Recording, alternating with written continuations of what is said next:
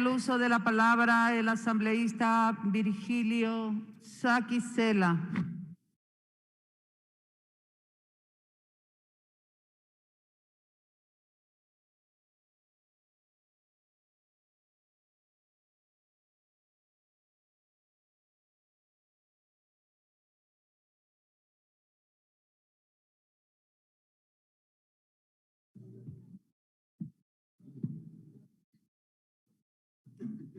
Gracias, señora presidenta, colegas asambleístas. Llegamos a plantear mociones como que declaremos grave crisis política cuando se dictan leyes direccionadas. Y nadie puede negar en este Parlamento ni en este país que la ley denominada de paraísos fiscales fue direccionada para Guillermo Lasso. Más allá de que queramos o no queramos al Ejecutivo, esa es una gran verdad que ocurrió en el año 2017.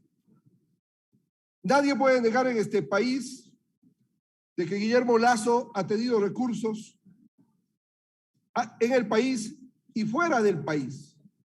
Y justamente por ello, en aplicación de esa ley de la República, es de que el hoy presidente cumplió antes de la inscripción de la candidatura con la misma.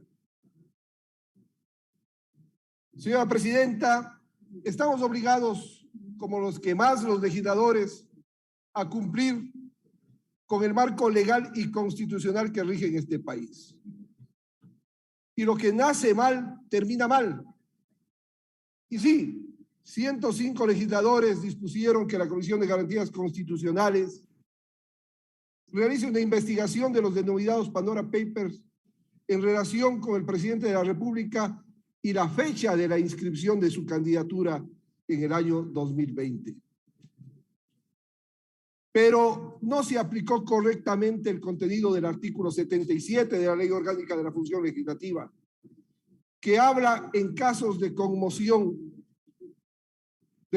social, de conmoción interna. ¿Qué conmoción existió respecto del tema de los paraísos fiscales y su supuesta relación con el presidente de la República a la época que resolvió eso el Pleno? Ninguna.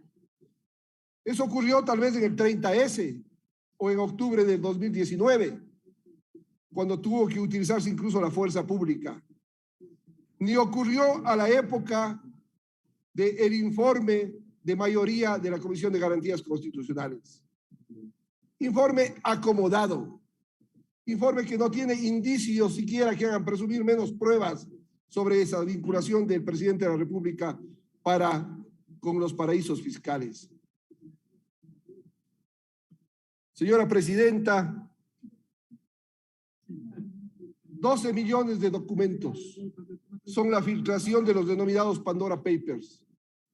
¿Cuántos documentos se leyeron menos se analizaron en la comisión? Ni uno solo. Si esa es la génesis de la investigación y eso no tuvimos en la comisión, ¿cómo podemos llegar a recomendar que se aplique el artículo 130, numeral 2 de la Carta Fundamental del Estado? Es decir, la muerte cruzada desde la Asamblea hacia el Ejecutivo. No lo podemos hacer. No existe prueba alguna. Es por ello que la moción que se ha escribido por parte del asambleísta Cabezas no tiene sentido. No podemos nosotros declarar hoy día la grave conmoción o crisis interna del Ecuador. No estamos enmarcados dentro de un trámite de destitución del presidente de la República. Y es más, la Contraloría General del Estado, que es el órgano de acuerdo con el artículo 9 de la Ley de Paraísos Fiscales, ya se ha pronunciado y lo ha hecho dentro de los plazos que establece dicho artículo. Y por lo tanto, ¿qué es lo que ha dicho la Contraloría General del Estado? Que no existe ningún indicio ni prueba que vincule al presidente de la República a la época de la inscripción de la candidatura con los paraísos fiscales.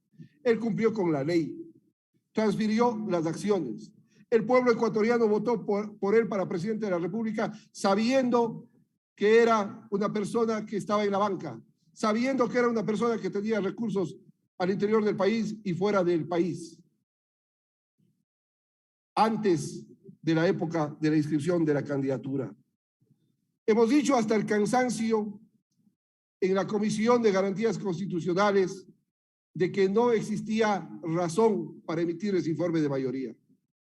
Un informe sesgado, un informe impugnado por propios asambleístas como el asambleísta Quesada, que dijo y sostuvo de que habrían cambiado la causal o la recomendación número 1, que habla del artículo 130, numeral 2. Un informe que hoy día ha sido sostenido por el presidente de la comisión y que ya no nombra siquiera dicho articulado. ¿Por qué? Porque se ha caído por su propio peso.